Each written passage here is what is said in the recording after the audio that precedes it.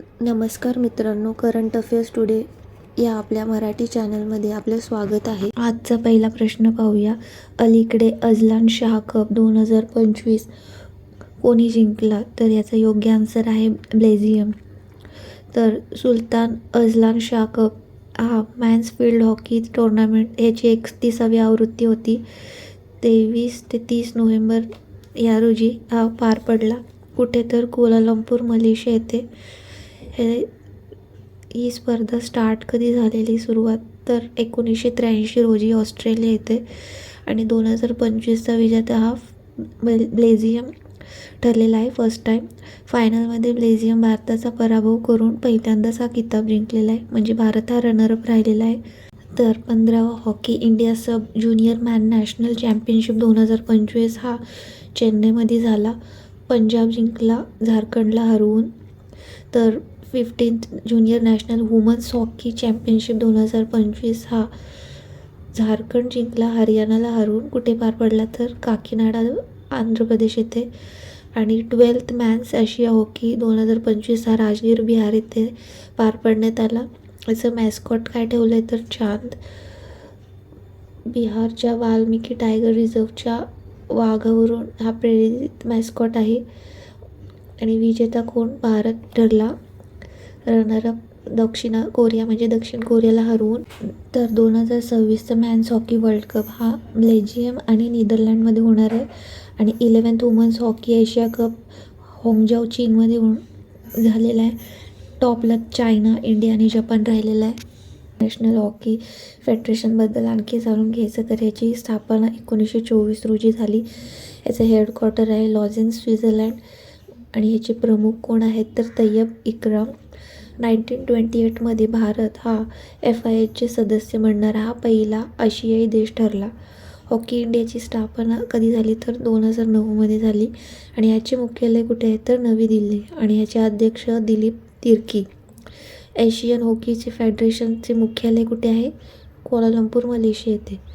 तर काही महत्त्वाचे ट्रॉफीज कोणकोणते आहेत? Azlan Shah cup, Aga Khan cup, Dhyanchand cup, Rangaswamy cup, Scindia cup, Ranjit Singh cup, Beighton cup आणि इंदिरा कप. तर हे काही महत्त्वाचे इम्पॉर्टंट्स नोट्स होते, लक्षात ठेवा. पुढील प्रश्न पाहूया. अलीकडे ODI क्रिकेटमध्ये सर्वाधिक षटकार मारून इतिहास कोणी रचला? तर याचं योग्य आन्सर आहे रोहित शर्मा. तर रोहित शर्मा यांनी 30 नोव्हेंबर 2025 रोजी रांची येथे दक्षिण आफ्रिकेविरुद्ध भारताच्या पहिल्या वनडेमध्ये 352 षटकार लावून वनडे क्रिकेटमध्ये सर्वाधिक षटकारांचा नवा विश्वविक्रम केला. आणि पाकिस्तानच्या शाहिद आफ्रिदीचा देखील विक्रम मोडलेला आहे. त्यांनी 278 वनडे सामन्यांमध्ये 352 षटकार मारलेले आहेत. मागील विक्रमी शाहिद आफ्रिदी यांनी 351 षटकार यांच्या नावावर होते. ICC man's T20 world cup 2026 यांचे हे ब्रँड ॲम्बॅसिडर आहेत रोहित शर्मा. आणि सर्वाधिक ODI धावा देखील रोहित शर्मांनी केलेल्या आहेत, तर लक्षात ठेवा. पुढील प्रश्न पाहूया. 56व्या international film festival of India कोणत्या चित्रपटाला गोल्डन पीकॉक पुरस्कार मिळाला? तर याचं योग्य आन्सर आहे स्किन ऑफ यूथ. तर international film festival of India ह्याचे 56वे संस्करण होते. गोवा येथे पार पडले आणि हे 20 नोव्हेंबर ते 28 नोव्हेंबरमध्ये पार पडले. ह्याच्यामध्ये फोकस कंट्री ही जपान होती, पार्टनर कंट्री ही स्पेन आणि स्पॉटलाईट कंट्री ऑस्ट्रेलिया होती. पुढील प्रश्न पाहूया. केंद्रीय भूजल मंडळाच्या अहवालानुसार भारतात सर्वाधिक पसरलेला प्रदूषक कोणता? तर याचं योग्य आन्सर आहे नायट्रेट. तर सेंट्रल ग्राउंड वॉटर बोर्डने ग्राउंड वॉटर क्वालिटी रिपोर्ट 2025 भारतात भूजलांमध्ये सर्वाधिक पसरलेला प्रदूषक नायट्रेट आहे हे घोषित केलेलं आहे. याचे मुख्य कारण काय आहे तर मानवनिर्मित स्रोत आहेत, जसे की कृषीमध्ये खतांचा वापर आणि सांडपाण्याची गळती. नायट्रेट भारतातील 56% पेक्षा अधिक जिल्ह्यांना प्रभावित केलेला आहे. नायट्रेटनंतर सर्वाधिक पसरलेला प्रदूषक म्हणजे फ्लोराईड आहे. आणि इतर प्रमुख प्रदूषकांमध्ये आर्सेनिक आणि युरेनियम यांचाही समावेश आहे. भारतातील 71.7% भूजल भारतीय मानक ब्युरो यांच्या मानकांना पूर्ण करते. भूजलात सर्वाधिक नायट्रेट प्रदूषण हा राजस्थान येथे आहे. नायट्रेटची अधिकता झाल्यामुळे कोणता रोग होऊ शकतो याचा प्रश्न देखील येऊन गेलेला आहे. तर ब्लू बेबी सिंड्रोम या नावाचा रोग होऊ शकतो जर नायट्रेटची अधिकता झाल्यावर. तर लक्षात ठेवा. पुढील प्रश्न पाहूया. जागतिक एड्स दिवस कधी साजरा केला जातो? तर याचं योग्य आन्सर आहे 1 डिसेंबर. तर याची थीम काय आहे यावर्षीची? तर व्यत्ययावर काबू मिळवणे, एड्स प्रतिसादामध्ये परिवर्तन. इंग्लिशमध्ये बोलाल तर ओव्हरकमिंग डिसरप्शन आणि transforming the AIDS response. AIDS संबंधी काही जाणून घेऊ. AIDS means acquired immune deficiency syndrome. हे HIV मुळे होते आणि HIV एक रेट्रोव्हायरस आहे आणि जो शरीराच्या प्रतिरक्षा प्रणालीवर म्हणजे इम्युन सिस्टीमवर हल्ला करतो. एड्सची ओळख करण्यासाठी कोणते टेस्ट आहेत? तर LIC चाचणी आणि वेस्टर्न ब्लॉट चाचणी. भारतात नॅशनल एड्स कंट्रोल प्रोग्राम कधी सुरू झाला? तर 1992ला 1992 रोजी. आणि वर्ल्ड एड्स वॅक्सिन डे कधी असतो? तर 18 मे रोजी. पुढील प्रश्न पाहूया. तर वेन इट ऑल बिगिन या पुस्तकाचे लेखक कोण आहे? तर याचे लेखक आहेत राकेश मारिया. तर 2025ची महत्त्वाची पुस्तकं आपण रिवाईज करू. जस्टिस डिनाईड जस्टिस लॉस हे कंचन चक्रवर्ती यांनी लिहिले. प्रोजेक्ट नर्निकलीवर आधारित coffee table book may a million birds Bloom हे अनंत महिंद्रा यांनी लॉन्च केले आणि तयार कोणी केले? तर Nitya Manoj Kumar. Mother Mary come to me Arundhati Roy यांनी लिहिलेलं आहे. तर the Chola tigers avengers of Somnath Amish Tripathi यांनी लिहिलेलं आहे. Operation Sindhu the retire lieutenant general KGS Dhillon यांनी लिहिलेलं आहे. Different but no less Anupam Kher यांनी लिहिलेलं आहे. द पान काश्मीर के संघर्ष की कहाणी इप्सिता चक्रवर्ती यांनी लिहिलेली आहे. किरण देसाईची कोणती बुकर प्राईज 2025साठी शॉर्टली झाली? तर the loneliness of Sonia and सनी.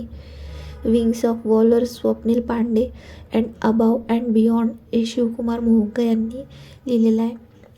तर हे महत्त्वाचे पुस्तकं आहेत 2025ची. ते एक्झाममध्ये येऊ शकतात. ते आपण रिवाईज केली हे लक्षात ठेवा. आपण पुढील प्रश्न पाहूया. भारताचे पहिले AI आधारित अँटी ड्रोन पेट्रोल वाहन कोणते? तर याचं योग्य आन्सर आहे इंद्रजाल. तर इंद्रजाल ड्रोन डिफेन्सने भारताची पहिली anti drone petrol vehicle launch केली आहे. या व्हेकलचे नाव इंद्रजाल रेंजर आहे आणि ही AIचा वापर करते. हे ड्रोन ओळखेल म्हणजे डिफेक्ट करेल आणि ट्रॅक करेल आणि त्याला नष्ट करेल. हे व्हेकल चालताना देखील ड्रोन न्यूट्रलाइज करू शकते. इंद्रजाल रेंजर हे काउंटर ड्रोन ऑपरेशनमध्ये वापरले जाईल. याची रेंज आहे 10 किलोमीटर. म्हणजे 10 किलोमीटरमध्ये अंतरावर जितके काही ड्रोन असतील हे डिटेक्ट करू शकते आणि याची रेंज आहे 4 किलोमीटर. इंद्रजाल ड्रोन डिफेन्स ही याची स्थापना 7 जुलै 2023 रोजी झाली. हे एक प्रायव्हेट इंडियन डिफेन्स कंपनी आहे आणि ह्याचं काम आहे काउंटर ड्रोन सिस्टम बनवणे आणि याचे मुख्यालय हैदराबाद येथे आहे. तर काही ड्रोन संबंधित करंट अफेअर्सचे क्वेश्चन रिवाईज करूया. IIT गुवाहाटी ह्याने भारताचे सर्वात मोठे drone pilot training organisation launch केले. गरुड एरोस्पेसने सीमा गस्ती निगराणी ड्रोन लॉन्च केले. तर नाव काय त्याचं? त्रिशूळ. IIT जम्मूने sound based anti drone system विकसित केले. तर भारतीय नौसेनेसाठी दृष्टी स्टारलायनर ड्रोन तयार केले. कोणी? तर अडानी डिफेन्स एरोस्पेसने. भारताने जगातील पहिले AI संचलित अँटी ड्रोन सिस्टम लॉन्च केले. हे आपण बघितलं. इंद्रजाल हे. भारताची पहिली पोलीस ड्रोन युनिट कोणत्या शहरात लॉन्च झाली? तर चेन्नई येथे. भारताचे पहिले ड्रोन परीक्षण केंद्र कुठे उघडले जाईल? तामिळनाडू येथे. PM नरेंद्र मोदी यांनी भारताच्या पहिल्या यात्री ड्रोनचे अनावरण केले. त्याचं नाव आहे वरुण. ड्रोन धोरणास मंजुरी देणारे पहिले राज्य हिमाचल प्रदेश ठरले.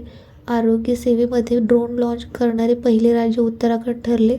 ड्रोन आयातावर बंदी लादलेले देश भारत ठरला आहे आणि नागरिक हवाई क्षेत्रात ड्रोन्स अनुमती देणारा देश इस्रायल ठरलेला आहे. देशातले पहिले ड्रोन स्कूल ग्वाल्हेर येथे आहे, मध्य प्रदेश येथील ग्वाल्हेर येथे आहे. आणि भारताची पहिली ड्रोन फॉरेन्सिक लॅब केरळ येथे स्थापित करण्यात आली आहे. तर हे लक्षात ठेवा. पुढील प्रश्न पाहूया. प्रेरणा स्कीम कोणत्या राज्याने सुरू केली? तर याचं योग्य आन्सर आहे आसाम. आसाम सरकारने प्रेरणा स्कीम लॉन्च केलेली आहे. याचा उद्देश आसाममध्ये शिकणाऱ्या इयत्ता 10वीच्या विद्यार्थ्यांना आर्थिक सहाय्य देणे आहे. या योजनेअंतर्गत इयत्ता 10वीच्या प्रत्येक विद्यार्थ्याला परीक्षा होईपर्यंत दर महिन्याला 300 रुपये आर्थिक सहाय्य दिले जाईल. या पैशामुळे विद्यार्थी आपले शिक्षण, साहित्य आणि अन्न यांची काळजी घेऊ शकतील. आणि या योजनेचा उद्देश राज्यातील ड्रॉपआउट रेट कमी करणे आणि समानतेचं प्रोत्साहन देणे आहे. तर काही योजनांसंबंधित महत्त्वाची योजना रिवाईज करूया. 2025चे शक्तिश्री कार्यक्रम योजना ही ओडिशा येथे राबवण्यात आली. एक सडक एक दिन योजना ही दिल्ली येथे राबवण्यात आली. कृषी समृद्धी योजना महाराष्ट्र येथे राबवण्यात आली. सेतुबंध विद्वान योजना ही शिक्षा मंत्रालयाने राबवली. अन्नदाता सुखोभव योजना ही आंध्र प्रदेश येथे. नारी अदालत आणि आमाशक्ती सशक्तीकरण योजना ही सिक्कीम येथे. मुख्यमंत्री धायमनवर योजना ही तामिळनाडू येथे. बौद्धिक दिव्यांग विद्यार्थ्यांसाठी दिशा अभियान सुरू केले महाराष्ट्र यांनी. प्रधानमंत्री विकसित भारत रोजगार योजना 15 ऑगस्ट 2025 रोजी मोदी यांनी घोषणा केली. तर श्रमश्री योजना ही वेस्ट बेंगॉल येथे राबवण्यात आली. मुख्यमंत्री महिला रोजगार योजना ही बिहारमध्ये राबवण्यात आली आहे. आणि बेंगलोरमध्ये अन्नपूर्णा योजनाची स्वच्छता कर्मचाऱ्यांसाठी सुरू केलेली आहे. तर हा आसामविषयी आपण जाणून घेऊ. आसामची राजधानी दिसपूर. मुख्यमंत्री आहेत हेमंत बिश्वा शर्मा. राज्यपाल आहेत लक्ष्मण प्रसाद आचार्य. आसामचा राजकीय पशु आहे एक सींगवाला गेंडा. राजकीय पक्षी आहे व्हाईट विंग्ड वूड डक. आणि राजकीय वृक्ष आहे होलांग. राजकीय पुष्प आहे फॉक्सटेल. राजकीय फळ कालीनेमू. लोकनृत्य आहे बिहू, बगरुबा, भोर. आणि शास्त्रीय नृत्य आहे सत्रिया. महत्त्वाचे उत्सव आहेत बिहू महोत्सव, वाचुआ महोत्सव, बेंखो महोत्सव. आसामचं 7वं राष्ट्रीय उद्यान कोणतं? तर देहिंग पटकाई नॅशनल पार्क. आणि 6वे कोणते? तर रायमोना नॅशनल पार्क. बाकी काझीरंगा नॅशनल पार्क, नौवेरी national park, Manas national park, Dibru-Saikhowa national park, Orang national park देखील इथे आहे. भारताचा पहिला तेलाचा विहीर कुठे सापडला? तर आसाममधील डिगबोई येथे. आणि भारताचा सर्वात लांब पूल कुठे आहे? भूपेन हजारिका येथे डोलो सदिया पूल नाव आहे. याची लांबी 9.15 किलोमीटर लोहित नदीवर आहे हा. तर आसामचे काही महत्त्वाचे करंट अफेअर्स रिवाईज करूया. आसाम हा देशाचा पहिला राज्य होईल ज्याच्याकडे स्वतःचा उपग्रह असेल. नाव आहे असम सेट. टाइम मॅगझिनच्या वुमन्स ऑफ द इयर 2025च्या यादीत भारतातील कोणत्या महिला समाविष्ट झाल्या? तर आसामच्या डॉक्टर पूर्णिमा देवी वर्मन. आसाम भारताचा पहिला राज्य बनला आहे ज्याने बायो E3 धोरण स्वीकारले आहे. बायो E3 म्हणजे biotechnology for economy, employment and environment. Bharat सरकारच्या बायो E3 धोरणाचा उद्देश जैवतंत्रज्ञान क्षेत्रात संशोधन, नवोपक्रम आणि उद्यमशीलता वाढवणे आहे.